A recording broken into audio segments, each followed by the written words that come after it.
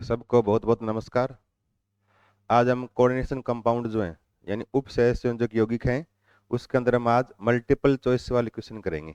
Multiple choice यानी MCQ, जिसमें objective person है, इनके ऊपर डिस्कस करेंगे। कोऑर्डिनेशन केमिस्ट्री है, कोऑर्डिनेशन कंपाउंड यानी उप सहसंयोजक यौगिक वाले इस चैप्टर में। और इसके अंदर ऑब्जेक्टिव पर्सन जो है ये छोटे पर्सन बन के भी आ सकते हैं, तो इनको थोड़ा ढंग से पढ़ें बच्चे, जितने भी हैं ढंग से इसकी तैयारी करें। अब देखो, सबसे पहले पहला प्रश्न क्या है अपना कि NiCO4 में निकल की संकृत अवस्था कौन सी है। अब देखो, ये याद रखना कि निकल ने यहाँ पर चार बंध बना रखे हैं, और चार बंध जहां बने ना वहां देखो या तो संकरण होगा sp3 चार बंध के लिए, या फिर क्या होता है DsP2 होता है। टोटल हो गए ना चार, एक और तीन चार, और एक दो और दो चार, ये हो सकते हैं। अब अगर इनके साथ अगर प्रबल लिगेंड जुड़े ना तब तो DsP2 होगा। प्रबल के अंदर देखो कौन से हैं, प्रबल में देखो एक CO है, NH3 है ना, Cn माइनस है, En है, या ऑक्जिलेटो है, या NO2 है, ये लिगेंड जुड़े हैं ना तब तो अंदर वाले डी कक्षक भाग लेते हैं, तब ये होगा। और अगर ये नहीं हो तब ये संकरण होता है। लेकिन इसमें देखो CO है तो ये होना चाहिए हिसाब से, लेकिन होता नहीं है। क्यों नहीं होता, देखो इसका रीजन क्या है। रीजन में क्या है, देखो निकल है, और निकल का परमाणु क्रमांक कितना होता है, 28 होता है यूं। और 28 है तो इसका इलेक्ट्रॉनिक विन्यास यूं लिखते हो आप कि आर्गन, उसके बाद क्या लिखते हो 3D, और उसके बाद 4s, और फिर आगे 4p। अब डी में, एस में 2, डी में कितने हैं 8 है, और यहाँ पी में कितने हैं 0 हैं। अब इस NiCO4 में निकल जो है वो शून्य ऑक्सीजन अवस्था में है, 0 है। जब इसके पास CO बंद बनाने के लिए आएगा ना तो सभी इलेक्ट्रॉन की पेयरिंग कर देगा यूं, क्योंकि निकल में कोई इलेक्ट्रॉन बाहर नहीं निकलेगा, 0 अवस्था में है। तो डी में इलेक्ट्रॉन आ जाएंगे, D10 हो जाएगा यूं, और 4s 0, और 4p भी क्या हो जाएगा 0 हो जाएगा इस तरह से। और 0 होते ही फिर यहाँ एक S और 3p भाग लेंगे तो क्या होगा sp3 संकरण हो जाएगा। हिसाब से D लेना चाहिए लेकिन D खाली नहीं है, तो यहाँ पर क्या है फिर मजबूरन क्या है sp3 संकरण होता है। और ये मोस्ट इंपॉर्टेंट एग्जांपल है, याद रखना। NiCO4 में संकरण कौन सा होता है, sp3 होता है। और जहाँ sp3 संकरण हो ना उसकी फिर ज्यामिति कैसे लिखोगे आप, इस तरह से। तो sp3 में ज्यामिति कैसी होती है, चतुष्फलकीय। तो NiCO4 जो है ना ये, इसकी संकरण तो sp3 है, ज्यामिति की इसकी क्या होती है, चतुष्फलकीय होती है। ध्यान रखना, ये क्या होती है, चतुष्फलकीय इसकी ज्यामिति है। तो दोनों बातें याद रखनी है। NiCO4 में संकरण sp3 और इसकी ज्यामिति क्या होती है, चतुष्फलकीय होती है। क्योंकि 3D 10 हो गया, और 10 होने से D खाली नहीं, इसलिए DsP2 नहीं हो सकता, sp3 संकरण होता है जो थोड़ा अलग है इससे। इसलिए एग्जाम में कई बार पूछते हैं ये NiCO4 में संकरण पूछ लें या NiCO4 की ज्यामिति पूछ लें, तब थोड़ा आपको ध्यान रखना है ये। ठीक है, इसके बाद देखो अपना अगला प्रश्न। अगले में देखो NiCO4 -2 में निकल की संकृत अवस्था। अब देखो मैंने कहा था कि निकल के साथ क्या आ गया, अब चार बंध बने हैं, और चार में या तो sp3 या DsP2, वापस वही, या तो sp3 संकरण हो चार के लिए, या फिर क्या हो DsP2 हो, DsP2 हो।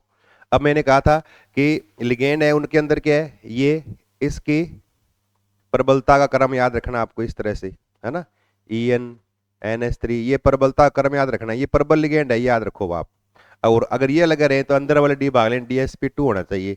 अब इसके अंदर DsP2 है या नहीं वो देखना। देखो ये निकल है, और निकल का वापस वही परमाणु क्रमांक 28, तो क्या लिखोगे आप आर्गन, और क्या लिखोगे 3D10, ये 3D8, 4s2 और 4p0, वो देखना।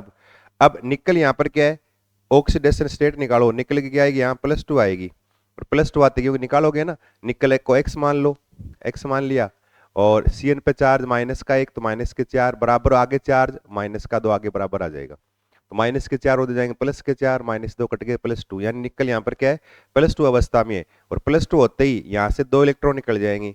अब 2 निकलेंगे ना तो 3D8 और 4s वाले 2 निकाल दिए हमने, और p क्या हो गया 0, इस तरह से। अब निकल में D8 है ना, D8, तो हिसाब से तो हम D8 में ऑफ सिद्धांत से यूं बढ़ते हैं, 1 2 3 4 5 6 7 8, और एक S, और 3 क्या है P। अब आप कह दोगे sp3 हो जाए, क्या दिक्कत है, लेकिन इस निकल के पास जो Cn- लिगेंड आएगा ना बंद बनाने के लिए, तब क्या करेगा, डी कक्षक के इलेक्ट्रॉन है ना, इनकी वापस हुंड के नियम के विपरीत इसकी वापस पेयरिंग कर देगा, युग्मन कर देगा, सारे डबल डबल हो जाएंगे, और डबल डबल हो जाएंगे, 2 2 4 2 6 और 2 8 हो जाएंगे ऐसे यही। अब डी खाली हो गया ना, एक एस आई और 3 आगे पी है, तो क्या होगा, यहाँ से एक डी लेगा, यहाँ से एक एस लेगा और यहाँ से 2 पी लेगा, तो क्या होगा, DsP2 संकरण हो जाएगा। क्या हो जाएगा, NiCO4 -2 में DsP2 संकरण हो गया, और DsP2 संकरण होते ही आकृति कैसी बनती है, फिर वर्ग समतलीय बनती है। याद रखना, sp3 में चतुष्फलकीय है और DsP2 में वर्ग समतलीय आकृति होती है, तो निकल की ऐसी स्ट्रक्चर बन जाएगी, देखो यूं Ni+2 और यहाँ पर क्या है, 4 जुड़े हुए हैं Cn-, तो Cn- और यहाँ Cn-, और पूरे पे चार्ज क्या है, -2। तो आकृति कैसी होगी इसकी, ये जो इसकी ज्यामिति क्या होगी, वर्ग समतलीय। क्या होगी इसकी ज्यामिति, वर्ग समतलीय होती है, स्क्वायर प्लेनर। तो NiCO4 -2 में संकृत कौन सा है संकरण, इसमें DsP2 होता है, ध्यान रखना। और इसकी ज्यामिति कैसी होती है, वर्ग समतलीय होती है, ये आपको ध्यान रखनी है, ठीक है ना, इसमें दोनों बातें याद रखनी है। फिर देखो अपना अगला प्रश्न, अगले में क्या है कि NiCO4 -2 की ज्यामिति कौन सी है, अभी निकाला हमने, ज्यामिति कैसी है इसकी, कैसी है, वर्ग समतलीय। कैसी है, वर्ग समतलीय ज्यामिति होती है, तो उत्तर क्या हो जाएगा, वर्ग समतलीय, क्योंकि इसमें संकरण कौन सा है, DsP2 संकरण है, और DsP2 में ज्यामिति कैसी होती है, वर्ग समतलीय होती है, ध्यान रखना है ये, ठीक है। इसके बाद देखो अपना अगला प्रश्न, अगले में क्या है, NiCl4 -2 में निकल की संकृत अवस्था। अब NiCl4 -2 है ना, उस अवस्था में देखो Cl कौन सा है, दुर्बल लिगेंड है ना, Cl दुर्बल लिगेंड है, तब वापस पेयरिंग नहीं होगी, पेयरिंग नहीं तो यहीं तक देखें, यहां तक देखोगे तो ये 2 रहेंगे तो फिर sp3 संकरण आ जाएगा, क्योंकि Cl- दुर्बल लिगेंड वापस पेयरिंग नहीं कर सकता, और पेयरिंग नहीं करेगा तो आगे S और 2 3 P sp3, ये कक्षक खाली काम में आएंगे फिर यहाँ पर बंध बनाने के लिए Cl के साथ।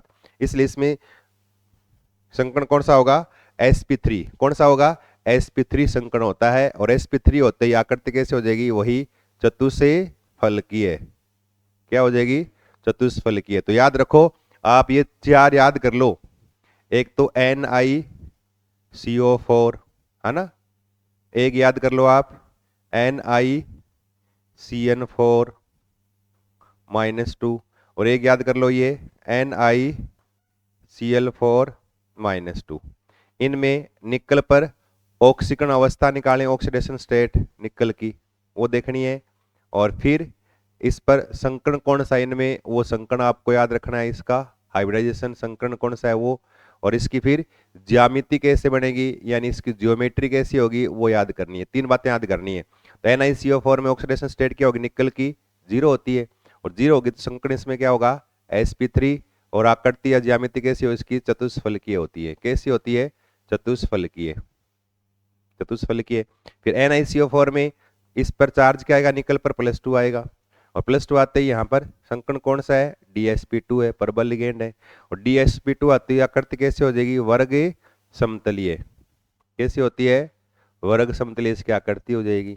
फिर देखो NiCl4 -2 में चार्ज क्या आएगा, +2, और संकरण यहाँ पर क्या होगा, sp3 होगा, और आकृति कैसी होगी, चतुष्फलकीय।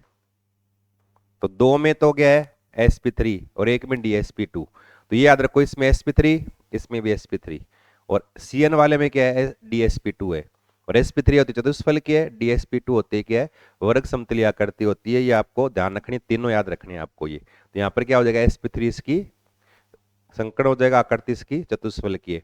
अब देखो NiCl4 -2 की ज्यामिति कैसी होगी, चतुष्फलकीय होगी, अभी हमने लिखा पीछे, कैसी होगी, चतुष्फलकीय ज्यामिति होती है, ध्यान रखना ये।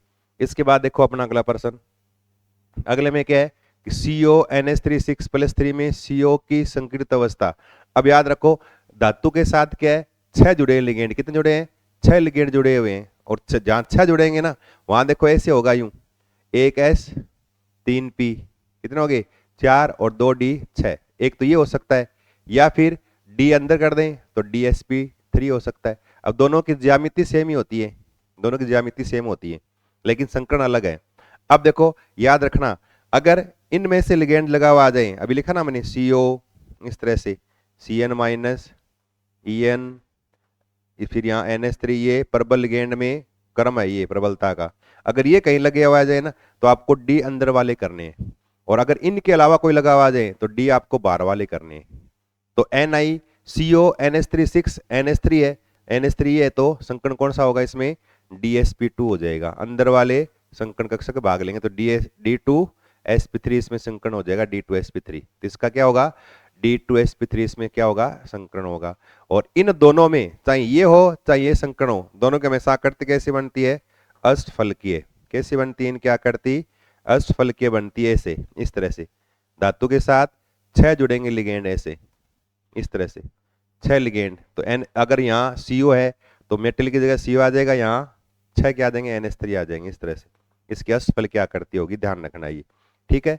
इसके बाद देखो अपना अगला प्रश्न, अगले में क्या है, COF6-3 में CO की संकीर्ण अवस्था। अब ये भी कितने, 6 है, और 6 होते ही फिर क्या है, वापस ये 2 में से होंगे, और इन 2 में से अगर ये लिगेंड जुड़े हैं तो D2 अंदर वाले भागे D2sp3 होगा, और अगर ये नहीं है तो sp3D2 होगा। तो यहाँ पर ये नहीं है, कहां पर, COF6 में F है, दुर्बल लिगेंड है, दुर्बल हो तो क्या होगा फिर sp3D2 बार वाले भाग लेंगे। कौन से लेंगे, बार वाले। तो यहाँ पर कौन सा होगा, D2sp3 संकरण हो जाएगा। तो क्या हो जाएगा, D2 ये सॉरी sp3D2 संकरण, यानी sp3D2 संकरण हो गया। इसके बाद देखो अगला, K4FeCN6 में Fe की ऑक्सीकरण अवस्था कितनी है। अब किसी भी अगर संकुल में धातु की निकालनी हो ना, तो निकालने में आप इसी तरीके का यूज करेंगे और इसी को बार बार काम में लेके काम में लेना। इसके लिए आपको पता होना चाहिए लिगेंड पे चार्ज कितना है। अब आपको पता है कि K है ना पहले वर्ग का है, और पहले वर्ग में हमेशा चार्ज प्लस से 1 होता है, तो कितने हो गए, प्लस के 4। फिर प्लस किसका निकालना है, Fe का, Fex मान लिया, प्लस फिर Cn पे चार्ज माइनस का 1 होता है, कितने Cn 6, तो माइनस के 6 बराबर। और बराबर ऊपर वाला आवेश हमेशा आगे बराबर आता है, तो ऊपर कितना है, 0 है, कोई है ही नहीं, x 0 लिख दिया। तो यहाँ माइनस के 6 प्लस के 4, माइनस के 2 इधर जाएंगे प्लस के 2, x का मान क्या आएगा, +2। इसका मतलब यहाँ पर Fe पर चार्ज क्या है, +2 है। तो Fe की ऑक्सीजन अवस्था क्या है, यहाँ +2 है। तो क्या आएगा उत्तर में, क्या आ जाएगा, +2 आ जाएगा। इसकी क्या है, +2 इसकी ऑक्सीडेशन स्टेट होती है K4FeCN6 में, ये ध्यान रखना है। इसके बाद देखो अपना अगला प्रश्न, अगले में क्या है कि K3FeCN6 में Fe की ऑक्सीजन अवस्था। अब वहां K4 था, यहाँ K3 है, वापस वैसे निकालना, कुछ नहीं करना, सेम इसी तरह किसी की आ जाए आप आराम से निकाल सकते हो यूं। K पर चार्ज कितना है, +1, कितने होंगे, प्लस के 3, प्लस Fe का निकालना है x, प्लस Cn पर चार्ज माइनस का 1, कितने माइनस के 6, ऊपर यहाँ आवेश कुछ नहीं है तो बराबर क्या आ गया, 0, प्लस के 3 माइनस के 6, क्या बच गया, माइनस के 3, इधर जाएंगे तो प्लस के 3 हो जाएंगे, तो x का मान +3, यानी यहाँ पर Fe पर चार्ज क्या है, +3 है।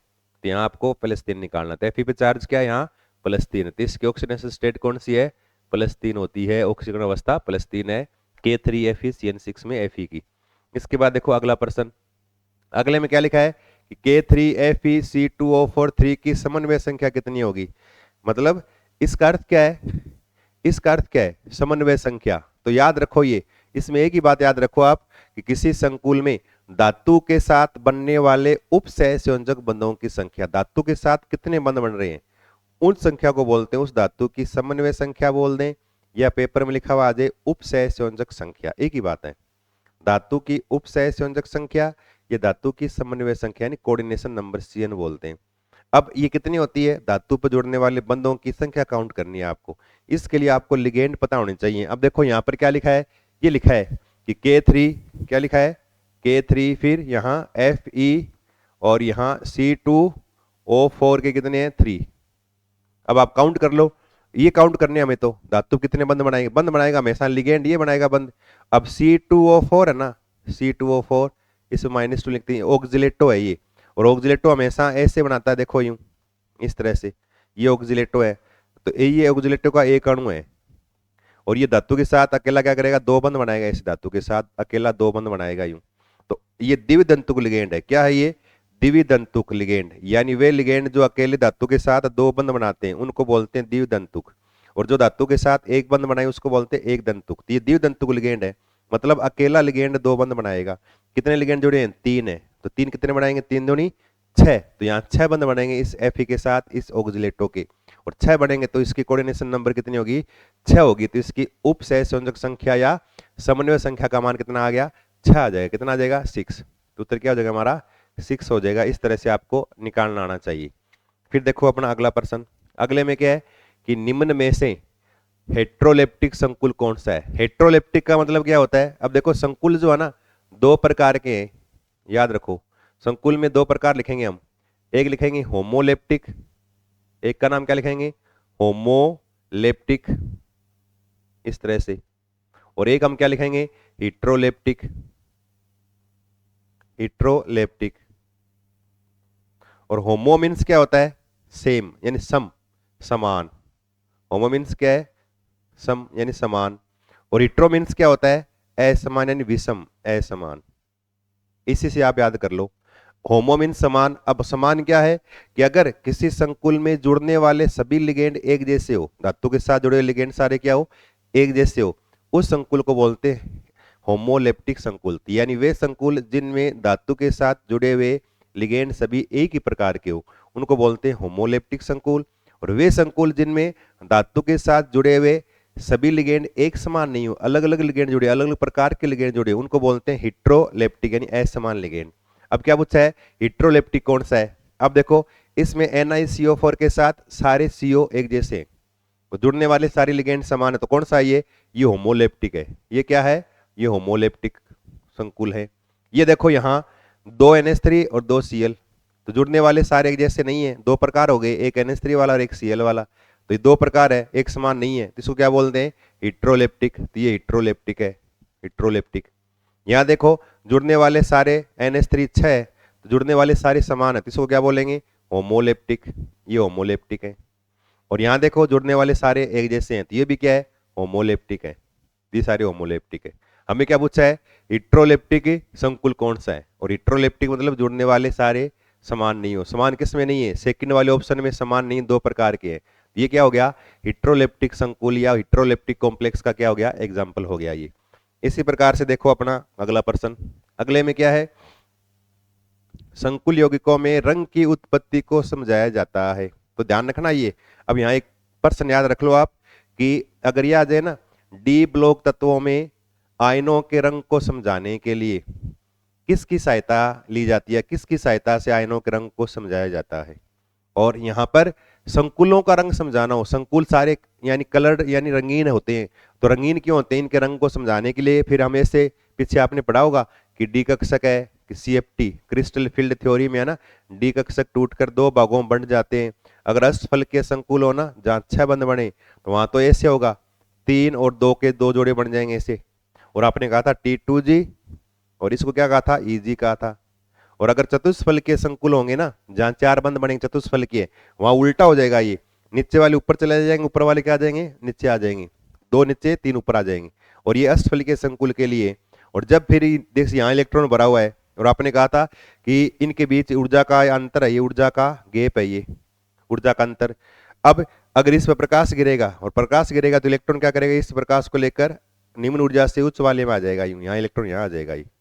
और यहाँ आने के दौरान एक डी कक्षक से इलेक्ट्रॉन दूसरे डी कक्षक में आ गया, और जहां पर दृश्य प्रकाश का अवशोषण हो वापस उत्सर्जन होगा तो वो रंगीन दिखाई देते हैं। तो यानी कारण क्या है एक डी कक्षक से इलेक्ट्रॉन का दूसरे डी कक्षक में जाना, इसको बोलते हैं DD संक्रमण। क्या बोलते हैं DD संक्रमण, या इसको बोलते हैं DD ट्रांजिशन। क्या बोलते हैं इसको DD संक्रमण या DD ट्रांजिशन बोलते हैं। इसलिए संकुलों में रंग का मेन कारण क्या होता है DD संक्रमण होता है या DD ट्रांजिशन होता है। संकुलों में रंग का मुख्य कारण क्या होता है DD संक्रमण या DD ट्रांजिशन होता है, यह बात आपको ध्यान रखनी है। फिर देखो अपना अगला प्रश्न, अगले में क्या है एक संकुल यौगिक का निर्माण किसके संयोग से होता है।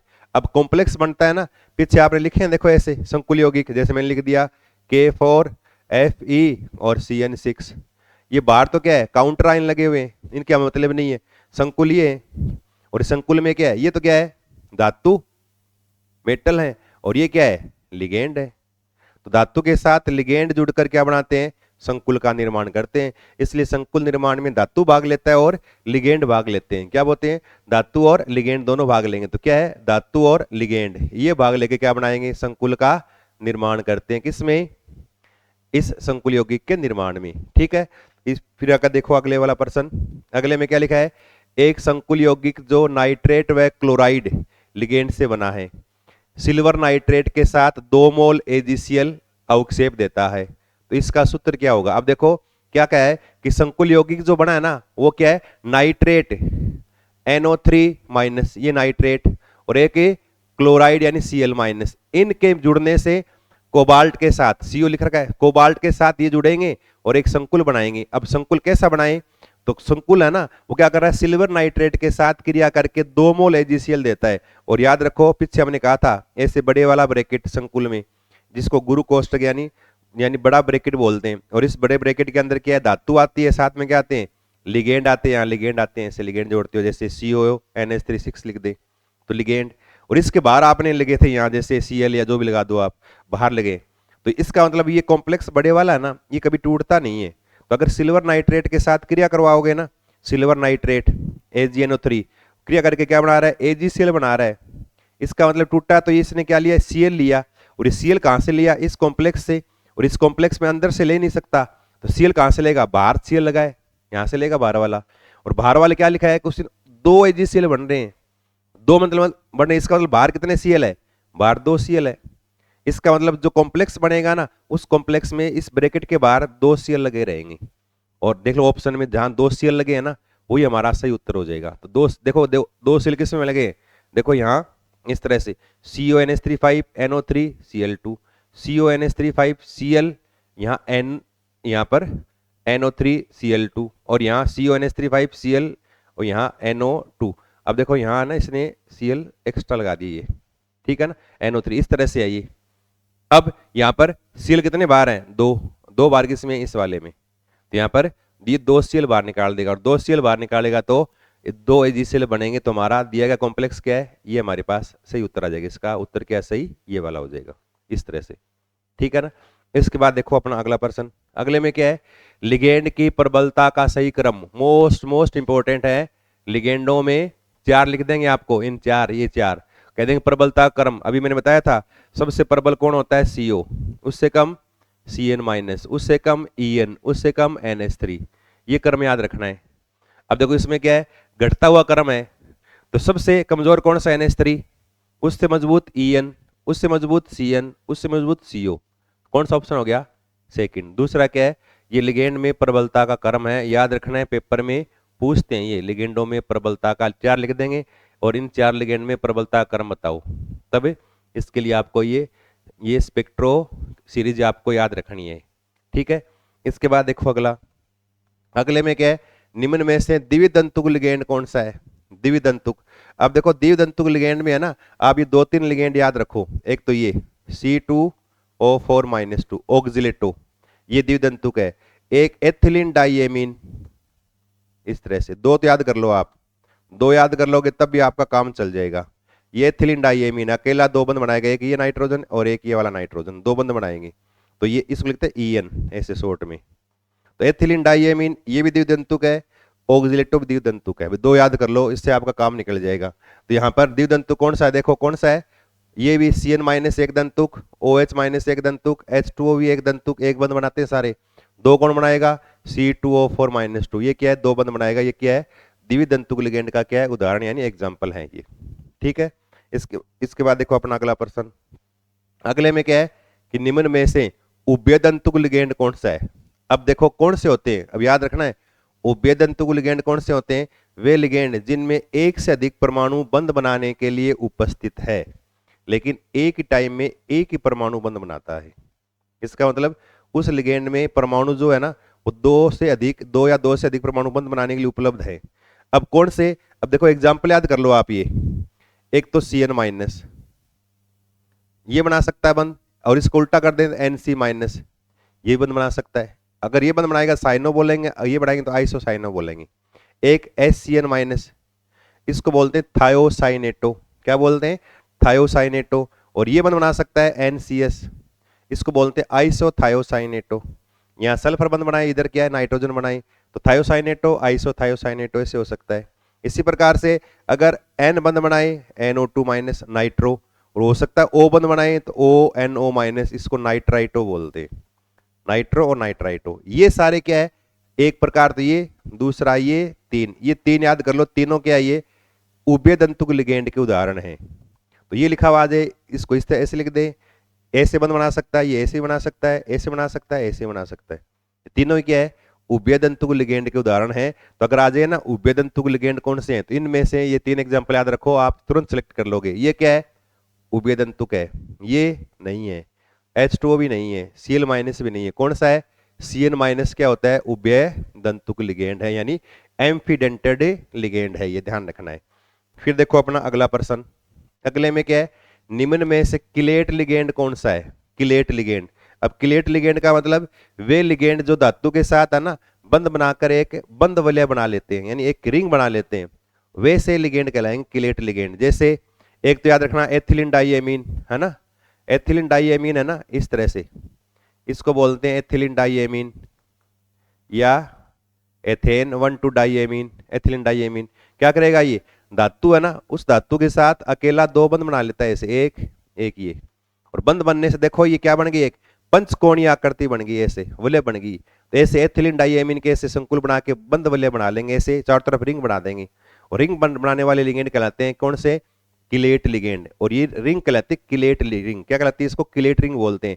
इसी प्रकार से ऑक्जिलेटो है ना, ऑक्जिलेटो ये भी क्या है, इस प्रकार से रिंग बना लेता है ऑक्जिलेटो भी, O माइनस O माइनस। ये भी क्या करता है, ऐसे इस तरह से धातु के साथ जैसे बंध वलय बन गई पंचकोणीय, ये भी बना सकता है। इसको मिला के लिखते हैं ऐसे C2O4 -2, ये बना लेता है।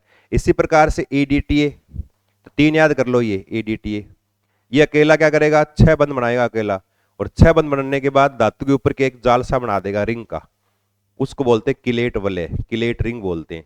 और इस प्रकार की रिंग बनाई उनको बोलते हैं किलेट लिगेंड। तो किलेट लिगेंड में आप 3 एग्जांपल याद कर लो, एथिलीन डाइएमीन, EN लिखते हैं एथिलीन डाइएमीन, ऑक्जिलेटो और EDTA।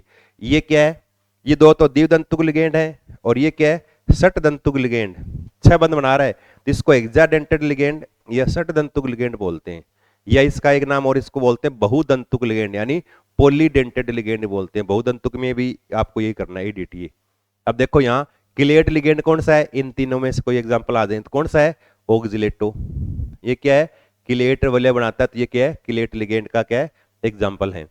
इसके बाद देखो अपना अगला, अगले में क्या है, निम्न में से उभयदंतुक लिगेंडों का सही समुच्चय कौन सा है। आप देखो आ गया ना, उभयदंतुक अभी मैंने कहा 3 याद करने हैं, एम्फीडेंटेड, OH माइनस ये नहीं है, Cn माइनस तो है, Cl माइनस नहीं है, OH माइनस भी नहीं है, NO2 भी है, Cn माइनस भी है, H2O नहीं है, NH3 नहीं है। तो कौन सा है, NO2 माइनस भी है और Cn माइनस भी है। ये दोनों क्या है, उभयदंतुक लिगेंड के क्या एग्जाम्पल या उदाहरण है जो आपको याद रखनी है, याद कर सकते हो, ठीक है। इसके बाद देखो अपना अगला, अगले में क्या है कि निम्न में से द्विदंतुक लिगेंडों का सही समुच्चय कौन सा है। अब मैंने कहा था ना द्विदंतुक में आप 2 याद कर लो, ऑक्जिलेटो एथिलीन डाइएमीन, एक दंतुक ये एक दंतुक, Cn माइनस एक दंतुक, CO एक दंतुक, H2 एक दंतुक, Cl माइनस एक दंतुक। द्विदंतुक कौन सा है, ऑक्जिलेटो द्विदंतुक है, और ये क्या है, एथिलीन डाइएमीन का फॉर्मूला जिसको EN लिखते हैं, एथिलीन डाइएमीन। ये दोनों क्या है, द्विदंतुक लिगेंड का क्या एग्जाम्पल है, यानी उदाहरण है। तो द्विदंतुक में आपको ये दोनों एग्जाम्पल है याद रखनी है, ये याद कर लो आप, ठीक है। इसके बाद देखो अपना अगला क्या लिखा है, PTNH36Cl4 संकुल आयनन पर कितने प्रकार के आयन देता है। अब ये संकुल है ना, जब इसका आयनन होगा ना कितने आयन देगा, देखो इस तरह से। अब इसको आपको आयनों में तोड़ना है, PTNH3 और यहाँ 6 और बाहर कितने हैं, Cl4। अब इसका आयनन करोगे तोड़ोगे तो याद रखो हमेशा बड़ा ब्रैकेट कभी नहीं टूटता, बड़े ब्रैकेट के अंदर जो स्पीसीज है ना जो लिखे हैं वो कभी अलग नहीं होंगे, जुड़े रहेंगे ऐसे इस तरह से। और बाहर वाले Cl है ना ये अलग हो जाएंगे, टूट जाएंगे। कितने Cl है, 4, और Cl पे चार्ज कितना आता है, -1। तो कितने यहाँ पर Cl4 लिख दें, और सब पे चार्ज क्या है, -1, तो 4 बन गए Cl और माइनस, तो कितने हो गए माइनस के 4, तो यहाँ पर चार्ज क्या आएगा, प्लस का 4, उल्टा आता है। अब देखो कितने प्रकार लिखे, कितने आयन देता है, कितने आयन देता है, तो आयन कितने हैं, एक तो बड़ा आयन बन गया ये आयन ही तो है, प्लस चार्ज है, और 4 आयन ये बन गए, 4 और कितने हो गए, 5 आयन हो गए। कितने हैं, 5 आयन बनाता है। और देखो प्रश्न का टाइप ऐसे आ जाए, कितने प्रकार के आयन बनाता है, प्रकार कितने, टाइप, तो टाइप पे देखो एक टाइप तो Cl वाला है जिनकी संख्या 4 है, टाइप तो एक ही है, और एक टाइप ये संकुल आयन है बड़े ब्रैकेट वाला, तो टाइप तो 2 ही है, एक टाइप ये और एक टाइप ये, दो टाइप के यानी दो प्रकार के आयन बनाता है। अगर टाइप आ जाए दो प्रकार के आयन, और कुल आयन कितने बनाता है, तब 1 और 4 कितने हो गए, 5 आयन। तो यहां क्या पूछा है, आयन पे कितने आयन देगा, कुल आयन पूछा है, कितने आयन देगा, ये 5 आयन देगा। कितने देगा, 5 आयन। और आयन का प्रकार पूछ ले कितने प्रकार के देगा, तो 2 प्रकार के आयन देगा, ये ध्यान रखना आपको, ठीक है। इसके बाद देखो अपना अगला प्रश्न, अगले में क्या है, K3FeCN6 संकुल आयनन पर कितने आयन देता है, वापस वही आ गया। अब देखो इस पर कितने प्रकार के आयन देगा और कितने आयन देगा, दोनों याद करने, K3Fe और CNA6। अब इसका आयनन करोगे ना तो बाहर वाला हमेशा अलग होता है, तो K पर चार्ज प्लस, 3 बन गए प्लस, और एक बड़े वाला ब्रैकेट Fe और यहाँ CNA6, पूरे पे चार्ज क्या आ गया, माइनस का 3 आ गया। अब देखो आयन 3 आयन तो ये हो गए और पूरा एक आयन ये हो गया, कितने हो गए, कुल आयन कितने हो गए, कुल 4 आयन हो गए। कितने हो गए, कुल आयन देगा ये 4। और आयन कितने प्रकार के देगा, एक प्रकार ये, एक प्रकार ये, 2 प्रकार के देगा। तो प्रकार तो 2 है लेकिन कुल संख्या कितनी है इसकी, 4 आयन देगा। तो यहां हमें कुल संख्या पूछी कितने होंगे, 4 आयन देता है। कितने, 4 आयन। कितने आयन देता है, कितने, 4 आयनों का क्या होगा, ये वियोजन होगा 4 आयनों में। फिर देखो ये CONH3 5Br SO4 और CONH3 5SO4Br युग्म कौन सी समाव्यता दर्शाता है। अब 2 समावी लिखे हैं, देखो एक से 2 समावी लिखे, एक CO, एक क्या लिखा है NH3 और यहाँ 5, और एक क्या लिखा है Br, बाहर क्या लिखा हुआ है SO4, एक तो ये, और एक देखो ये लिखा है कि CO फिर अंदर NH3 5 और फिर अंदर कर दिया सल्फेट और बाहर क्या कर दिया Br। अब कौन सी देगा, अब देखो 2 समावी, एक ये और एक ये, इसको तोड़े ना, तोड़ के देखो, तोड़ोगे तो यूं बनेगा CONH3 5 और Br और प्लस सल्फेट -2, ऊपर +2। इसको तोड़ोगे तो क्या बनेगा, ऐसे इस तरह से CONH3 5 और फिर यहां सल्फेट, पूरे पे चार्ज ये प्लस और एक Br माइनस, इस तरह से देगा। अब देखो इसमें एक CO, एक CO, 5 NH3 5 NH3, एक Br एक Br, एक सल्फेट एक सल्फेट, दोनों का अणु सूत्र बिल्कुल सेम है। लेकिन अगर इनका आयनन करवाएं तो आयन देखो यहां संकुल आयन ये बनाए, संकुल आयन ये बनाए, लेकिन बाहर देखो आयन क्या बनाए, बाहर सल्फेट आयन देगा ये, और ये बाहर क्या देगा Br माइनस आयन देगा। तो जहां जिस समायों में आयनन अलग अलग हो, आयन अलग अलग बने, उनमें कौन सी होती है, आयनन समाविता। कौन सी होती है, उनमें आयनन समाविता पाई जाती है। तो इसमें उत्तर कौन सा हो जाएगा, इसमें कौन सी है, इसके अंदर क्या है, आयनन समाविता पाई जाती है। तो उत्तर क्या हो जाएगा इसका, आयनन समाविता उपस्थित है, ठीक है। फिर देखो अगला प्रश्न, अगले में क्या है, निम्न में से कौन सा संबंध सही है। तो याद रखना संबंध अभी है, ये संबंध क्या है, एक तो अष्टफलकीय संकुल है ना, अष्टफलकीय संकुल, और उसमें अष्टफलकीय संकुल में 5 डी कक्षक टूटे ना, तो यहाँ स्प्लिटिंग होती है, स्प्लिटिंग होगी तो ऐसे 3 नीचे और 2 ऊपर चले जाएंगे, और इनके बीच में ये ऊर्जा का अंतर जिसको हमने डेल्टा लिखा और अष्टफलकीय में लगाते हैं O, ऑक्टाहेड्रल यानी अष्टफलकीय। और एक होता है चतुष्फलकीय, चतुष्फलकीय में क्या होता है, इस तरह से टूटेगा तो यहां पर क्या है, 2 नीचे आएंगे और 3 क्या चले जाएंगे, ऊपर चले जाएंगे। अब देखो इसको तोड़ने के लिए अष्टफलकीय ऑक्टाहेड्रल यानी 6 लिगेंड, तो इन 6 यानी 5 डी कक्षकों को तोड़ने के लिए 6 लिगेंड एक साथ आए, और 6 तोड़ेंगे ना तो एनर्जी का गैप ज्यादा कर देंगे, ज्यादा गैप हो जाएगा। और चतुष्फलकीय में कितने आएंगे, 4 लिगेंड आएंगे, और 4 आएंगे तो थोड़ा कम तोड़ेंगे, थोड़ा गैप कम रहेगा। इसलिए चतुष्फलकीय में ये एनर्जी का गैप है ना, 4 लिगेंड है, कम होने से डेल्टा जो वैल्यू है इसको लिखते हैं T से, टेट्राहेड्रल यानी चतुष्फलकीय डेल्टा T, इसका मान कम होता है। और डेल्टा O यानी 6 लिगेंड जुड़ते हैं तो ये विपाटन ज्यादा होता है, तो डेल्टा O का मान ज्यादा। इसका मतलब डेल्टा O बड़ा है किससे, डेल्टा T से। कितना बड़ा है, इसके लिए फिर आपको एक रिलेशन याद रखना है कि डेल्टा T बराबर क्या होता है, 4/9 डेल्टा O होता है। ये संबंध याद कर लो, क्या है, डेल्टा T बराबर क्या होता है, 4/9 डेल्टा O। ये दोनों के अंदर रिलेशन है, चतुष्फलकीय और अष्टफलकीय संकुलों में क्रिस्टल क्षेत्र विपाटन के अंदर संबंध है ये। डेल्टा T बराबर 4/9 डेल्टा O होता है, ध्यान रखना ये, ठीक है। इसके बाद देखो अपना अगले में क्या है, EDTA -4 की समन्वय संख्या कितनी होती है। अब EDTA -4 है, अब इसकी संरचना, अब इसका पूरा नाम क्या है, पूरा नाम याद होना चाहिए आपको, पूछ लेंगे पूरा नाम क्या है, एथिलीन। अगर पूरा नाम आता है ना, इस नाम से आप इसका फॉर्मूला ही बना सकते हो। तो एथिलीन डाइएमीन टेट्रा एसीटेटो ये है। अब एथिलीन डाइएमीन तो वही है, एथिलीन डाइएमीन अपने वाला द्विदंतुक ligand, ethylene diamine, 2 nitrogen diamine, tetra मतलब 4, एसीटेटो मतलब एसिटिक अम्ल है ना, इसमें से H निकाल दें, एसिटिक एसिड है ये, और अगर मैं इसमें H निकाल दूं, क्या कर दूं, H निकाल दूं, H निकालते ही माइनस आ जाएगा, इसको बोलते हैं एसीटेटाइन, और ये जुड़ेगा तो कहलाएगा एसीटेटो। अभी कितने हैं, टेट्रा मतलब 4 जुड़ेंगे तो 2 इधर 2 इधर, और यहां जुड़ेगा ना ये तो H निकल जाएगा तो CH2 COO माइनस, इधर भी CH2 COO माइनस, इधर जोड़ोगे ना तब भी क्या होगा, ऐसे CH2 COO माइनस, और इधर जोड़ोगे तब भी क्या होगा, CH2 COO माइनस, इस तरह से।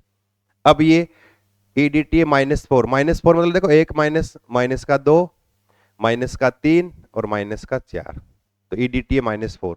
अब कितने बंध बनाएगा लिखा ना, समन्वय संख्या कितनी होती है, मतलब ये लिगेंड के साथ, ये धातु के साथ अकेला कितने बंध बनाता है, उसको बोलते हैं उस लिगेंड की समन्वय संख्या, यानी उपसहसंयोजक संख्या, कितने बंध बनाएगा ये।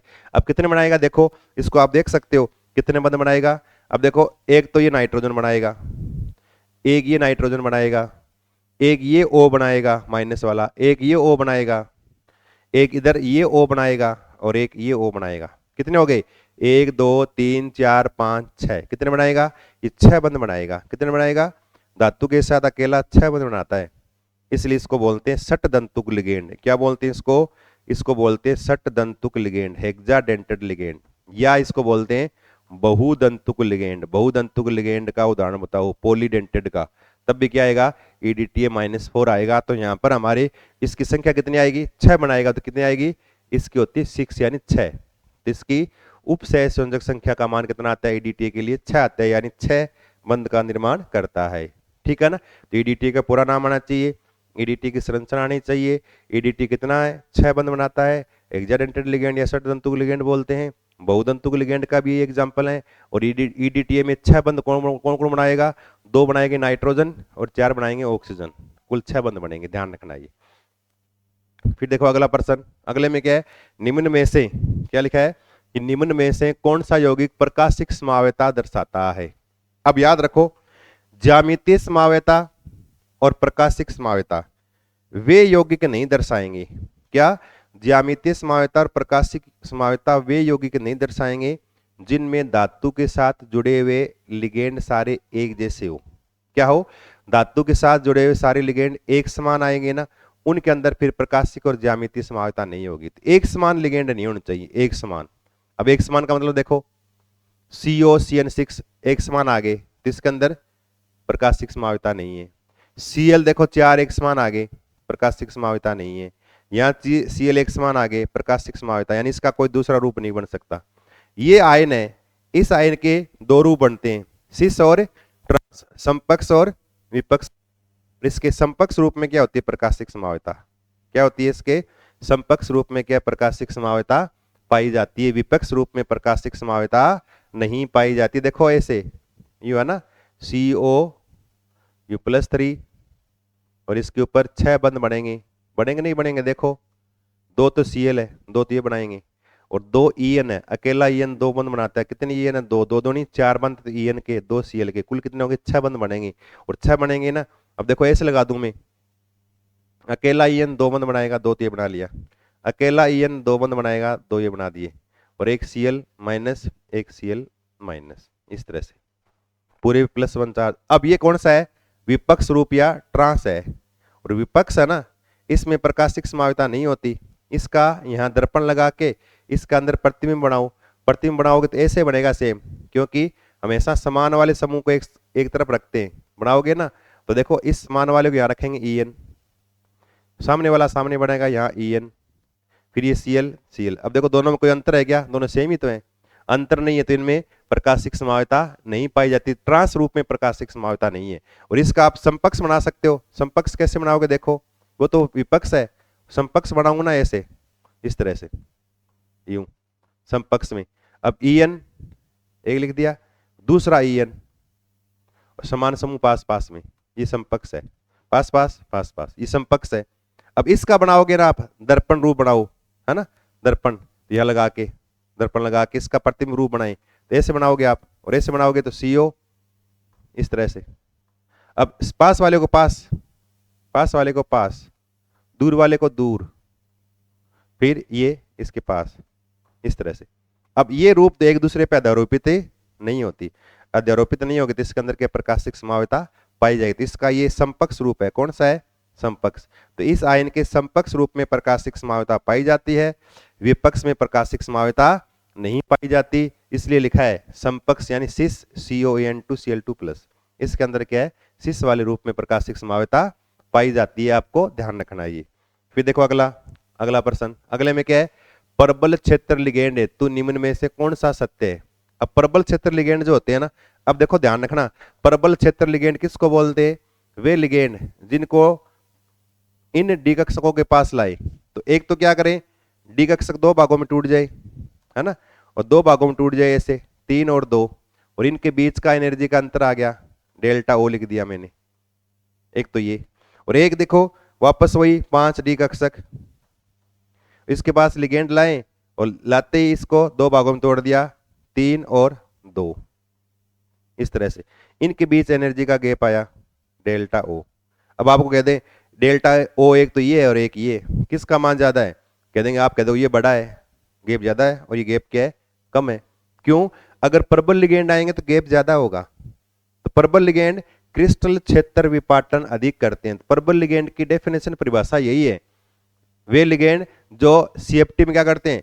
क्रिस्टल क्षेत्र विपाटन का मान ज्यादा करें, क्रिस्टल क्षेत्र विपाटन ज्यादा करें, स्प्लिटिंग ज्यादा हो, वो प्रबल लिगेंड होते हैं।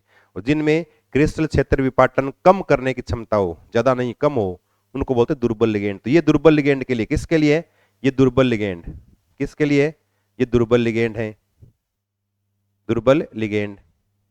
और ये क्या है? प्रबल लिगेंड, ये प्रबल के लिए। इसका मतलब डेल्टा O का मान क्या होगा? ज्यादा होगा प्रबल के लिए।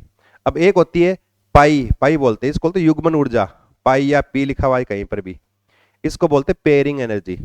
अब प्रबल होगा ना, इलेक्ट्रॉन भरोगे, देखो एक इलेक्ट्रॉन यहां, दूसरा यहां, तीसरा यहां, देखो 1 2 3, चौथा यहां भरे या वापस यहीं भर दें, वो डिपेंड करता है इस ऊर्जा पर।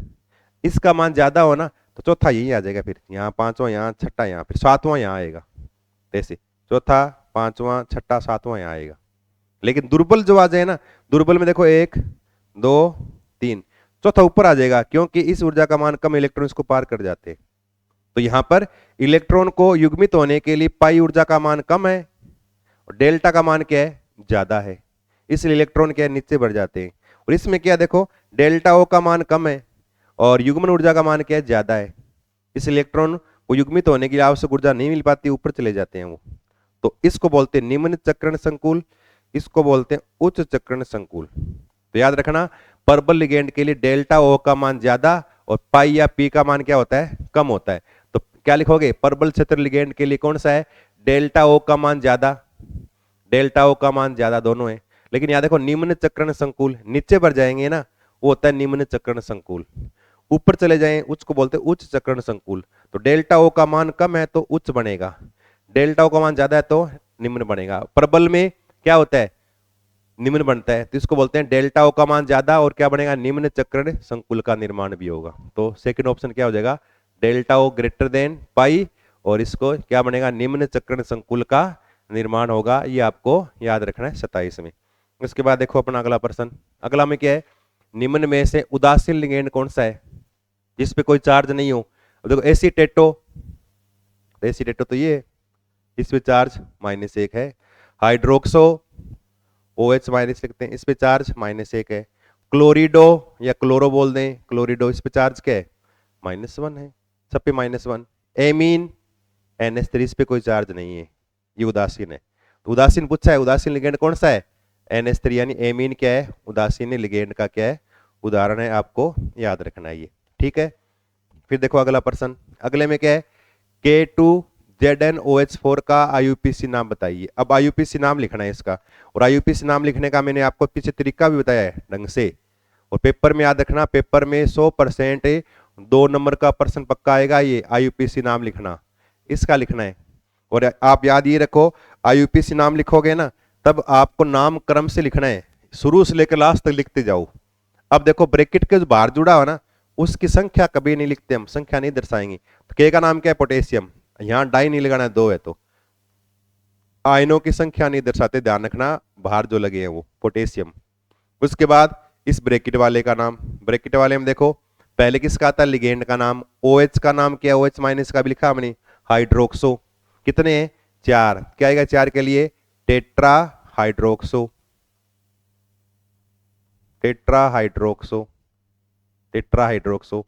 फिर जिंक, धातु का नाम जिंक, लेकिन अगर आप याद ये रखो अगर ब्रैकेट के आगे कुछ लगा हुआ है, ब्रैकेट से पहले कुछ लगा दिया, तो आपको धातु के नाम के अंत में 8 जोड़ना है, क्या जोड़ना है, 8। जिंक से क्या हो जाएगा, जिंकेट, क्या हो जाएगा, जिंक से जिंकेट हो जाएगा, तो जिंक से जिंकेट हो जाएगा। अगर लोहा होता तो आयरन से होता फेरेट, एल्यूमिनियम होता एल्यूमिनेट, कॉपर होता कोपरेट, कोबाल्ट है तो कोबाल्टेट, सिल्वर होता है जी तो अर्जेंटेट, इस प्रकार से लास्ट में एड लगाना है, तो जिंकेट। फिर आगे धातु को लिखते हैं ऑक्सीकरण अवस्था, कितनी है, अब निकाल लो, के पर चार्ज कितना है, प्लस का 1, कितने हैं 2, प्लस 2, जिंक का निकालना है प्लस x, फिर OH पे चार्ज कितना है, माइनस का 1, कितने हैं 4, तो माइनस के 4, बराबर ऊपर आवेश कुछ नहीं है तो 0। अब निकाल लो x का मान, प्लस के 2 माइनस के 4, माइनस के 2 बच के इधर जाएंगे प्लस के 2, तो x का मान +2, यानी जिंक पर +2 चार्ज है, और उसको लिखते हैं रोमन संख्या में, क्या लिखेंगे, रोमन संख्या में लिखेंगे सेकंड ऐसे, इस तरह से। तो potassium tetra hydroxo zincate second, तो इसका नाम क्या होगा, potassium tetra hydroxo zincate second, तो उत्तर कौन सा होगा, ये potassium tetra hydroxo zincate second. तीसरा ऑप्शन हमारा क्या हो जाएगा, सही हो जाएगा, तीसरा सही है ये। पहला सही क्यों नहीं है, पहले में थर्ड आ गया, गलत है ये, 4 लिख दिया, ये भी गलत है। यहां देखो सेकंड है, लेकिन डाई लिख दिया, पोटेशियम डाई नहीं आता, तब ये गलत हो गया। तो यहाँ potassium tetra hydroxo zincate second हमारा ऑप्शन क्या हो गया, सही हो गया। IUPAC नाम सबको लिखने आने चाहिए। अब देखो इसका भी K4FeCN6 का IUPAC नाम, वैसे इसका नाम क्या है, कॉमन नाम क्या है, पोटेशियम फेरोसाइनाइड, इसका कॉमन नाम क्या है, पोटेशियम फेरोसाइनाइड है, K4FeCN6। पहले वाली की तरह लिखना है, देखो K के लिए क्या आएगा, पोटेशियम, पोटेशियम, फिर ब्रैकेट वाले का नाम एक ही लाइन में, ब्रैकेट वाले में CN, लिगेंड का नाम पहले आएगा, CN माइनस का नाम साइनो, कितने 6, तो क्या आएगा एक्जा साइनो, एक्जा साइनो। फिर Fe के लिए धातु का नाम, अब पहले लग गया ना, पहले लगा हो धातु के नाम के अंत में 8 लगाना है, तो आयरन से क्या लिखना है, इसका लिखना फेरेट, फेरेट। फिर आगे इसकी ऑक्सीडेशन स्टेट, यहाँ ब्रैकेट में क्या लगाना है, ऑक्सीडेशन स्टेट। अब निकाल लो आप, ऑक्सीडेशन स्टेट आपको निकालनी आनी चाहिए। देखो यहाँ इसके निकालेंगे ना, के पे चार्ज क्या है, प्लस का 1 +1 +1 +1 +4, Fe का निकालना है +x, फिर CN पे चार्ज क्या होता है, माइनस का 1 तो माइनस के 6, बराबर ऊपर आवेश क्या है 0। अब x का मान निकाल लो, प्लस का 4 माइनस के 6, माइनस के 2 उधर जाएंगे प्लस के 2 हो जाएंगे, यानी Fe पर चार्ज क्या +2 है, और क्या लिखेंगे, रोमन संख्या में क्या लिखेंगे, सेकंड ऐसे, इस तरह से। अब देखो नाम में आप सिलेक्ट कर लो, पोटेशियम हेक्सासाइनोफेरेट थर्ड, ये गलत है, गलत हो गया। टेट्रा पोटेशियम, ये गलत लिख दिया, टेट्रा, यहां भी गलत हो गया। फोर्थ लिख दिया, ये भी गलत हो गया। इसमें देखो पोटेशियम हेक्सासाइनोफेरेट सेकंड, ये सही है, टेट्रा पोटेशियम ये गलत आ गया, ठीक है ना। तो सही कौन सा है, तीसरे वाला, थर्ड, ये सही हो गया, पोटेशियम हेक्सासाइनोफेरेट सेकंड, उत्तर क्या हो गया अपना, सही हो गया इसमें। इसके बाद देखो अपना अगला प्रश्न, अगले में क्या 31 में, उदासीन द्विदंतुक लिगेंड का उदाहरण कौन सा है, यानी बाइडेंटेड लिगेंड हो, द्विदंतुक उदासीन हो, उदासीन बताइए आपको, ऑक्सीडेट पे चार्ज देखो -2 है, द्विदंतु का -2 आ गया तो ये उदासीन नहीं है, द्विदंतुक तो है लेकिन उदासीन है नहीं है। Cl- एक दंतुक है, Cn- एक दंतुक है, ईएन क्या है, द्विदंतुक है, और साथ में क्या है, उदासीन भी है। इस पे कोई चार्ज नहीं होता। एथिलीन डाइएमीन का फॉर्मूला लिखा अपने से, इस पे कोई भी आवेश हमें नहीं लिखते हैं, ध्यान रखना है इसे। एथिलीन डाइएमीन ये क्या है, द्विदंतुक लिगेंड है, इस पे कोई आवेश नहीं होता, तो उदासीन द्विदंतुक लिगेंड का क्या ये एग्जाम्पल है ये। फिर देखो अपना अगला प्रश्न, अगले में क्या है, समन्वय संख्या 6 वाले संकुल की ज्यामिति कैसी होगी। अगर समन्वय संख्या 6 हो ना, 6 बंध बने, और 6 बंध कैसे बनेंगे, ऐसे बनेंगे, देखो यूं धातु के साथ 6 बंध बने यूं, एम मतलब मेटल या धातु, ऐसे 6 बंध बनाए। और ये आकृति किसको क्या बोलते हैं, ओक्टाहेड्रल क्या बोलते हैं, अष्टफलकीय आकृति बोलते हैं। क्या बोलते हैं, अष्टफलकीय। तो उत्तर क्या आएगा, अष्टफलकीय आकृति बनेगी अगर 6 लिगेंड जुड़े हुए हैं। समन्वय संख्या 6 का मतलब क्या हो गया, 6 बंध बना रहे, 6 बंध बनेंगे तो अष्टफलकीय आकृति होगी। हमारा उत्तर चौथा सही हो जाएगा। इसके बाद देखो अपना अगला, अगले में क्या है, निम्नलिखित को सुमिलित कीजिए। इनको क्या करना है, मिलान करना है। एक तरफ तो समन्वय संख्या लिख रखी है और एक तरफ ज्यामिति लिख रखी है। अब देखो मिलान कैसे करोगे, मिलान में आपको बताइए, अगर 4 बंध बने, 4 बंध बने तो क्या होगा, चतुष्फलकीय आकृति। 6 बंध बने तो क्या होगा, अष्टफलकीय आकृति। और अगर 5 बंध बने तो 5 ऐसे बनते हैं, देखो यूं, इस तरह से, यूं, इस तरह से। इसको बोलते हैं त्रिभुज द्विपिरामिडीय, या क्या बोलते हैं इसको, त्रिभुज द्विपिरामिडीय आकृति। क्या बोलेंगे, त्रिभुज द्विपिरामिडीय आकृति बोलेंगे। तो ये द्विपिरामिडीय वाली, तो ये कौन सा है, त्रिभुज द्विपिरामिडीय, ये वाला हो गया। तो पहले का क्या होगा, पहले का सी, सी, दूसरे का बी, बी, और तीसरे का ए। पहला ऑप्शन क्या हो गया, सही हो गया अपना ये पहले वाला। इस तरह से मिलान करने आने आपको आने चाहिए। इसके बाद देखो अपना अगला प्रश्न, अगले में क्या लिखा है कि विटामिन बी 12 में होता है। याद कर लो आप, ये पॉइंट तो याद ही कर लो, विटामिन बी 12, विटामिन बी 12 में कोबाल्ट +3 होता है। हीमोग्लोबिन में, हीमोग्लोबिन जो है ना, हमारे रक्त में पाया जाने वाला हीमोग्लोबिन, इसमें धातु कौन सा होता है, Fe+2 आयरन होता है। और क्लोरोफिल जो होता है ना, क्लोरोफिल मतलब पर्णहरित, पौधों में हरा रंग, पर्णहरित, उसमें कौन सा होता है, मैग्नीशियम धातु होता है। 3 याद कर लो ये। तो यहाँ पर विटामिन बी 12 के अंदर कौन सा है, कोबाल्ट होता है। पहला ऑप्शन हमारा क्या हो जाएगा, सही हो जाएगा, कोबाल्ट है ये पहला। फिर देखो अगला, COF6-3 में CO परमाणु की संकृत अवस्था sp3d2 है, यह है। अब देखो ये क्या है, COF6 में 6 बंध बन रहा है, इसका मतलब अष्टफलकीय आकृति। और अष्टफलकीय में विपाटन कैसे होता है, इस तरह से, यूं, 3 नीचे और 2 ऊपर, इस तरह से। इनके बीच में अंतर डेल्टा O। अब देखो इस CO है, CO के लिगेंड, ये डी कक्षक है, इसके पास F- है, क्या पर यहाँ पर F- लिगेंड जुड़े हैं। और ये लिगेंड कौन सा है, दुर्बल। और दुर्बल लिगेंड जो होगा ना, वो विपाटन क्या करेगा, कम। तो डेल्टा O का मान कम है, क्या है, डेल्टा O का मान कम है। और डेल्टा O का मान कम होगा ना, तो इलेक्ट्रॉन भरोगे तो 1 2 3, चौथा ऊपर चला जाएगा यूं, फिर 5वां, फिर छठा नीचे आएगा। इसका मतलब इलेक्ट्रॉन पहले ऊपर भरे, नीचे नहीं भरे। अगर नीचे सारे भरते हैं ना, तो होता निम्न चक्रण संकुल। ऊपर भरे इसको बोलते हैं उच्च चक्रण संकुल। तो इसमें क्या होगा, ये उच्च चक्रण संकुल होता है। कौन सा होता है ये, उच्च चक्रण संकुल का एग्जाम्पल है ये। और अगर यहाँ ये होता ना, इसकी जगह ये है ना, इसकी जगह अगर ये होता ना, CONH3 6+3, तब क्या होता, NH3 प्रबल लिगेंड होता ना, तो विपाटन ज्यादा होता, ज्यादा होता, लेकिन इलेक्ट्रॉन सारे पहले नीचे बढ़ते फूल, उसके बाद ऊपर जाते, तब होता निम्न चक्रण संकुल। तो ये क्या होता, ये होता निम्न चक्रण संकुल, नीचे बढ़ते सारे। और F दुर्बल लिगेंड ऊपर बनेंगे, तो ये उच्च चक्रण संकुल का क्या है, एग्जाम्पल यानी उदाहरण है, ये आपको याद रखना है। फिर देखो अगला, अगले में क्या है, CONH3 6+3 में CO परमाणु की संकृत अवस्था D2sp3 है। अब देखो प्रश्न ये भी आ गया, D2sp3 अंदर वाले भाग ले रहे हैं, मतलब प्रबल लिगेंड है। प्रबल में विपाटन क्या होगा, ज्यादा, इलेक्ट्रॉन सारे नीचे भरेंगे, अभी कहा था मैंने, नीचे भरेंगे, तो कौन सा होगा, निम्न चक्रण संकुल। तो कौन सा होगा ये निम्न चक्रण संकुल का क्या एग्जाम्पल है, किसका है, निम्न चक्रण संकुल का क्या ये उदाहरण होता है, ध्यान रखना ये, ठीक है। इसके बाद देखो अगला, अगले में क्या है, निम्न में से कौन सा सत्य है, सत्य कौन सा है। अब देखो ये याद रखना है, NiCl4 प्रतिचुंबकीय, गलत है, ये अनुचुंबकीय होता है। NiCO4 अनुचुंबकीय, ये गलत, ये प्रतिचुंबकीय होता है, याद रखना। ये देखो मैं लिख देता हूं, NiCl4-2 है ना, ये अनुचुंबकीय है। क्या ये, इनमें इलेक्ट्रॉन सिंगल रहते हैं, अयुग्मित है, अनुचुंबकीय। और NiCN4-2 और एक है NiCO4, जिनके अंदर DsP2 संकरण होता है ना, इसके अंदर है ना, ये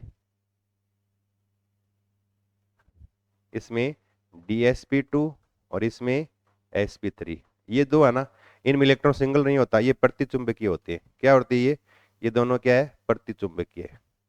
अब आप मिला लो। दूसरा NiCl4 अनुचुंबकीय, सही है। NiCO4 प्रतिचुंबकीय, ये भी सही है, सेकंड ऑप्शन सही है। NiCl4-2 दोनों प्रतिचुंबकीय, गलत है, दोनों नहीं होते, ये प्रतिचुंबकीय है, ये अनुचुंबकीय, ये अनुचुंबकीय है, ये प्रतिचुंबकीय, दोनों अनुचुंबकीय, ये भी गलत है। सही कौन सा है, सेकंड ऑप्शन बी, क्या है, सही है। ये आप मिला लो, प्रतिचुंबकीय कौन सा और अनुचुंबकीय कौन सा है, इसको मिला के आपको करना है, ठीक है। फिर देखो अपना अगला, अगले में क्या है, कौन सा सत्य है, कौन सा सही है। अब क्या लिखा है, COF6-3 बाह्य कक्षक संकुल है, सही बात है। इसमें संकरण जो होगा ना, कौन सा होगा, sp3d2 होगा, क्योंकि दुर्बल लिगेंड है ना, बाहर वाले डी भाग लेंगे, और अगर बाहर वाले डी कक्षक भाग ले ना, उसको बोलते हैं बाह्य कक्षक संकुल, सही बात है, बाह्य कक्षक है। NH3 प्रबल लिगेंड आ गया, तो ये होगा D2sp3, तो ये होगा आंतरिक कक्षक संकुल, अंदर वाले डी भाग ले रहे हैं, तो ये आंतरिक कक्षक संकुल है, ये सही है, ये बात सही है। फिर देखो COF6 आंतरिक कक्षक संकुल, गलत है। NH36 बाह्य, ये गलत है। दोनों क्या है, आंतरिक कक्षक संकुल, ये गलत है। दोनों बाह्य, ये गलत है। तो याद रखो, याद कर लो, ये COF6-3, इसमें संकर्ण sp3d2 होता है, इसका मतलब बाहर वाले डी भाग ले रहे हैं, तो ये क्या होता है, बाह्य कक्षक संकुल है। ये क्या है, बाह्य कक्षक संकुल। और एक ये CONH3 6+3, इसमें संकर्ण जो होगा ना वो D2sp3 होगा, तो अंदर वाले डी भाग ले रहे हैं, तो इसको बोलते हैं आंतरिक कक्षक संकुल। ये क्या है, आंतरिक कक्षक संकुल है। ये क्या है, ये आंतरिक कक्षक संकुल का क्या है, एग्जाम्पल यानी उदाहरण है, ये आपको याद रखना है, ये ठीक है। इसके बाद देखो अगला, निम्न में से वह कौन सा संकुल है जिसमें धातु की संकीर्ण अवस्था sp3d2 है तथा अनुचुंबकीय है, sp3d2 हो और अनुचुंबकीय हो। अब देखो, अगर प्रबल लिगेंड जुड़े हो ना, प्रबल, उसमें डी अंदर वाले भाग लेंगे। अब इसका देखोगे ना, इसमें D2sp3, इसमें भी D2 अंदर के D sp3, इसका भी D2sp3, D2sp3, D2sp3, क्योंकि Cn- प्रबल लिगेंड है, अंदर के भाग लेंगे D2sp3। अब ये F- आ गया ना, ये दुर्बल है, तो इसमें sp3d2 और ये होंगे ना, तब इलेक्ट्रॉन डी कक्षक में सिंगल रहेंगे, तो ये अनुचुंबकीय भी होगा। तो क्या होगा, ये sp3d2 संकरण है, साथ में क्या ये अनुचुंबकीय भी है, ये ध्यान रखना ये, ठीक है। फिर देखो अपना अगला, अगले प्रश्न में क्या है, अगले में कि निम्न में से वह कौन सा संकुल है जिसमें धातु की संकीर्ण अवस्था D2sp3 प्रतिचुंबकीय। अब मैंने कहा था, अब देखो F- दुर्बल, यहां sp3d2, यहां D2sp3 होना चाहिए, गलत हो गया ये भी क्या है, sp3d2, क्योंकि F- दुर्बल लिगेंड, Cl- दुर्बल है, ये भी sp3d2। अब C2O4-, ये क्या है, प्रबल लिगेंड है, तो इसके अंदर क्या होता है, D2sp3 संकरण है, तो आपको दे दिया D2sp3 प्रतिचुंबकीय, कौन सा हो गया, एक ही तो है ये क्या है, इसमें D2sp3 संकरण है, और ये प्रतिचुंबकीय, इसमें कोई इलेक्ट्रॉन सिंगल नहीं होता, इसलिए प्रतिचुंबकीय है, यानी डायमैग्नेटिक प्रकृति का है। फिर देखो अगला, निम्न में से द्विदंतुक लिगेंड है, वापस आ गया, देखो ये क्या है, मोनोडेंटेड एक दंतुक, ये भी क्या है, एक दंतुक OH-, NH3 भी क्या है, एक दंतुक, ये क्या है, ये द्विदंतुक है। तो कौन सा है, ऑक्जिलेटो। ये क्या है, द्विदंतुक लिगेंड का क्या है एग्जाम्पल है, आपको ध्यान रखना है। तो ये द्विदंतुक है। तो एक दंतुक द्विदंतुक ये आपको याद होना चाहिए। लिगेंड, अगर इस चैप्टर में आप लिगेंड याद कर लेंगे ना, तो इस चैप्टर का मानो आपको लगभग पूरा पार्ट याद हो जाएगा। लिगेंड याद होना चाहिए, एक दंतुक कौन सा है, द्विदंतुक कौन सा है, बहुदंतुक कौन सा है, किस पे कितना चार्ज है, आवेश याद होंगे ना, तभी इसका आप नाम लिख पाएंगे। और इनके नाम भी याद होने चाहिए आपको लिगेंडों के। फिर देखो अगला, इसका आईयूपीएसी नाम लिखना है। और ये इसको वैसे इसका कॉमन नाम है ना, इसको बोलते हैं प्रीसियन ब्लू। इसका एक कॉमन नाम है, इसको बोलते हैं प्रीसियन ब्लू। सेकंड ग्रेड एग्जाम में पर्सन आया था ये, सेकंड ग्रेड एग्जाम में प्रीसियन ब्लू है ये। अब देखो क्या है ये, Fe4 और FeCN6 पूरे पे 3। अब देखो नामकरण करते हैं ना, तो संख्या कभी नहीं दर्शाते, इसकी 3 इसकी 4 ऐसे अंदर लिगेंड है उनकी संख्या दर्शाएंगे बस। अब यहाँ पर Fe जो है ना, ये Fe पर चार्ज यहाँ +3 है, ध्यान रखना। अगर यहाँ +2 होता तो फेरस लिखते हैं, यहाँ पर +3 है तो इसका नाम लिखेंगे फेरिक। क्या लिखेंगे इसका नाम, क्योंकि अधिक ऑक्सीजन अवस्था हो उसके नाम के अंत में इक लगाते हैं। तो Fe+3 को फेरिक और Fe+2 को फेरस बोलते हैं ना। अगर प्लस चार्ज कम हो तो अस लगाते हैं, ज्यादा वाले में इक लगाते हैं। जैसे ये मर्क्यूरस, ये मर्क्यूरिक इक है ना, ये क्यूप्रस, ये क्यूप्रिक, प्लस ज्यादा आता है इक लगा दिया। ये फेरस और ये फेरिक, इस तरह से फेरिक है वो, तो फेरिक। फिर ब्रैकेट वाले का नाम वही हेक्सा, CN के लिए साइनो 6 है ना, तो हेक्सा साइनो। अब नाम में पहले लग गया, पहले लगती धातु के नाम के अंत में 8, फेरेट।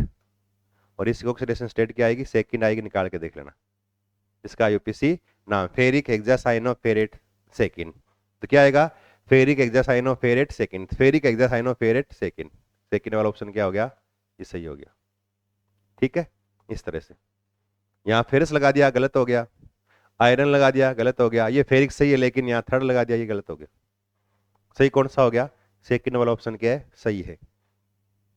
इसके बाद देखो K2ZnOH4 संकुल का समन्वय संख्या, कितने धातु के साथ बंध बनेंगे, तो जिंक के साथ कितने बंध बनेंगे, OH कितने हैं, 4, और OH एक दंतु लिगेंड अकेले के बंध बनाएगा, कितने बनाएंगे, 4 है, तो 4 बनेंगे। कितनी होगी, इसकी संख्या कितनी होगी, 4 समन्वय संख्या होती है। इस तरह से आपको निकालना है, लिगेंड पता होने चाहिए, मैंने शुरू में कहा था आपको। इसके बाद देखो अगला NiCN4-2 होता है। अभी मैंने कहा था, अभी बनाए मैंने निकल के 4, NiCN4-2 प्रतिचुंबकीय, NiCO4 प्रतिचुंबकीय, NiCl4 Cl4-2 अनुचुंबकीय। ये क्या होगा, प्रतिचुंबकीय होगा। और जो प्रतिचुंबकीय होगा वो क्या होगा, डी इलेक्ट्रॉन पूरे भरे रहेंगे तो वो क्या होगा, रंगहीन, उसका कोई कलर नहीं होता था, रंगहीन। तो क्या होगा, प्रतिचुंबकीय होगा और रंगहीन होगा। क्या होगा, प्रतिचुंबकीय और रंगहीन होगा, ध्यान रखना ये। ठीक है, फिर देखो अगला प्रश्न, बाह्य कक्षक संकुल है, बाह्य कक्षक संकुल। अब देखो इसमें तो क्या है, DsP2 संकरण।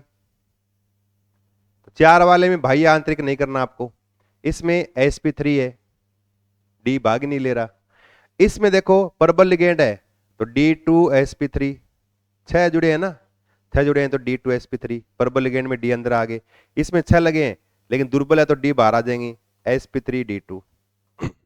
अब ये तो क्या है, आंतरिक कक्षक संकुल है, और ये क्या है, बाह्य कक्षक संकुल है। इनको आपको करना नहीं कुछ भी। तो कौन सा है, ये बाह्य कक्षक संकुल है, कौन सा, चौथा।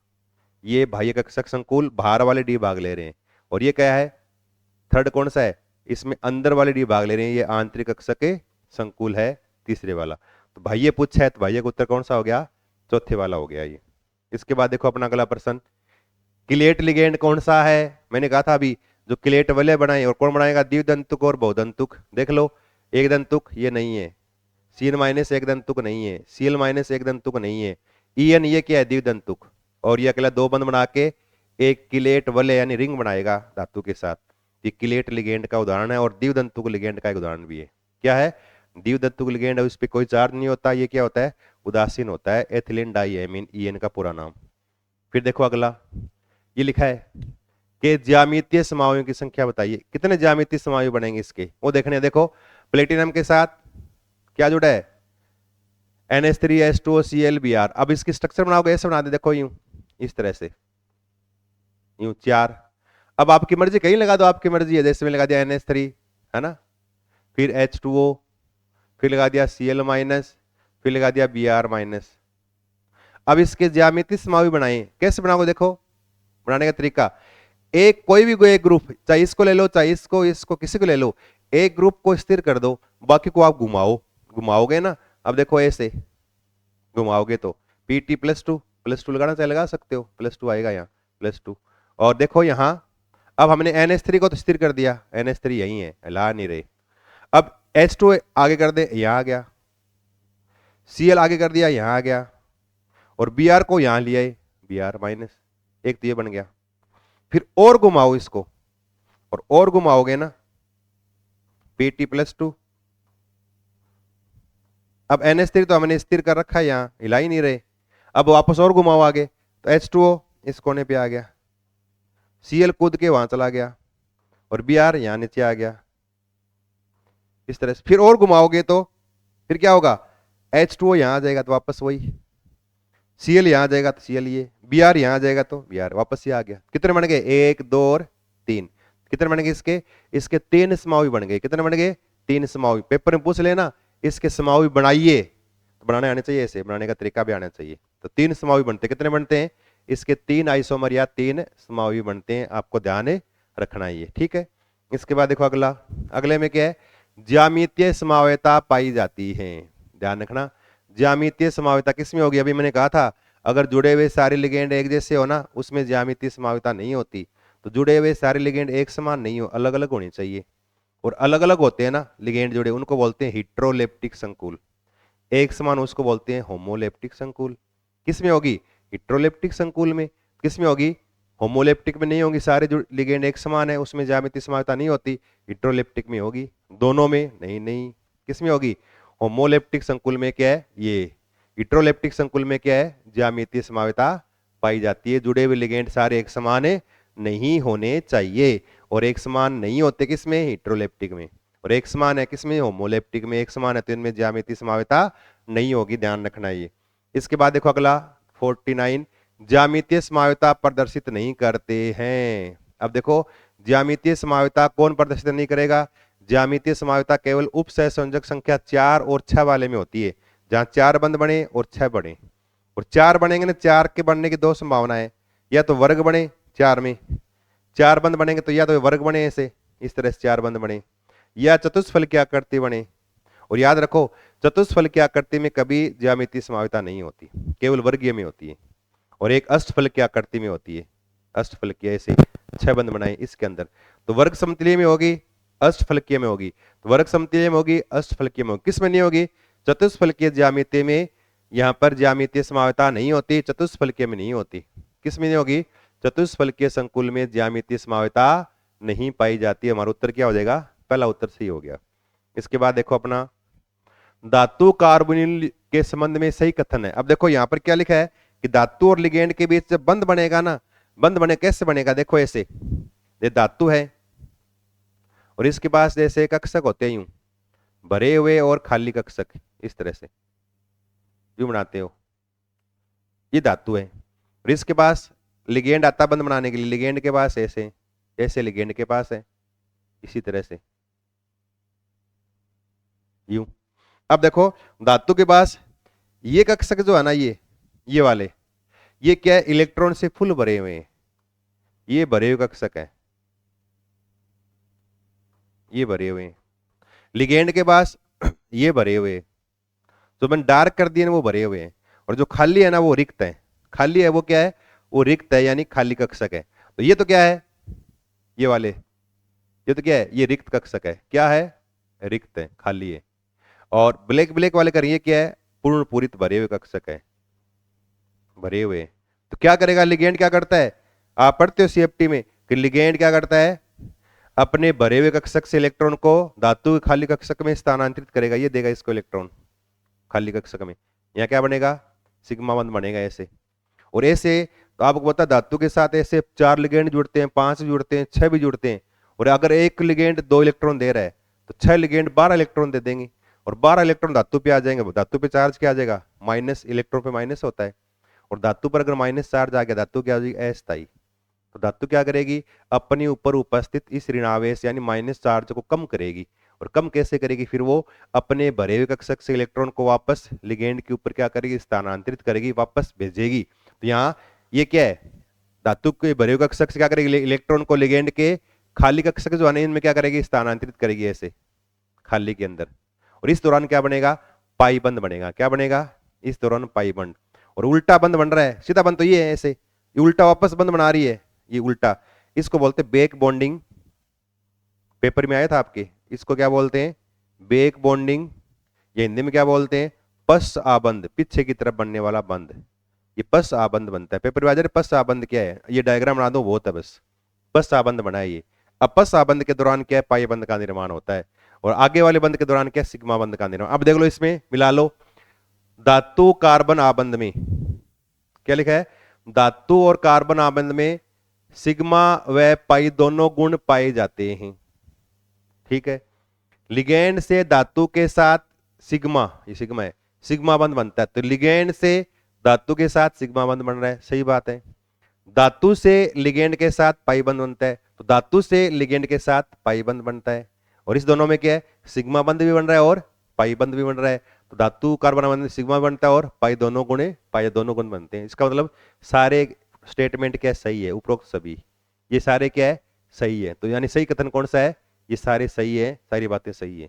ये बैक बॉन्डिंग या पश्च आबंध में आप ये डायग्राम बना के छोड़ सकते हो, लिखने की कुछ आवश्यकता नहीं है। देखने वाला डायग्राम देख के समझ जाएगा कि इसमें बच्चा क्या कहना चाह रहा है। तो ये बैक बॉन्डिंग या पश्च आबंध थोड़ा ध्यान रखना आपको, ठीक है।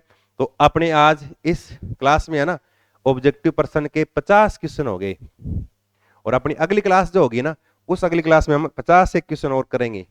तो इतने क्वेश्चन अगर आप कर लोगे ना ऑब्जेक्टिव पर्सन, तो आपके कोई भी ऑब्जेक्टिव पर्सन गलत नहीं होगा, कोई भी खालिस्तान आपका गलत नहीं होगा। और छोटे पर्सन जो आएंगे ना, इन्हीं में से कोई ना कोई छोटा पर्सन बन के आएगा, 1 नंबर का, 1.5 नंबर का, 2 नंबर का। तो ये छोटे पर्सन इन्हीं में से बन के आएंगे। तो ये ढंग से याद कर लो आप, इनको बढ़िया तरीके से याद कर लो। कोऑर्डिनेशन कंपाउंड वाले में से आपके एग्जाम में 1% भी गलत नहीं होगा, ठीक है। इसके बाद वाले क्वेश्चनों के लिए फिर हम अगले क्लास में मिलते हैं, तब तक के लिए धन्यवाद।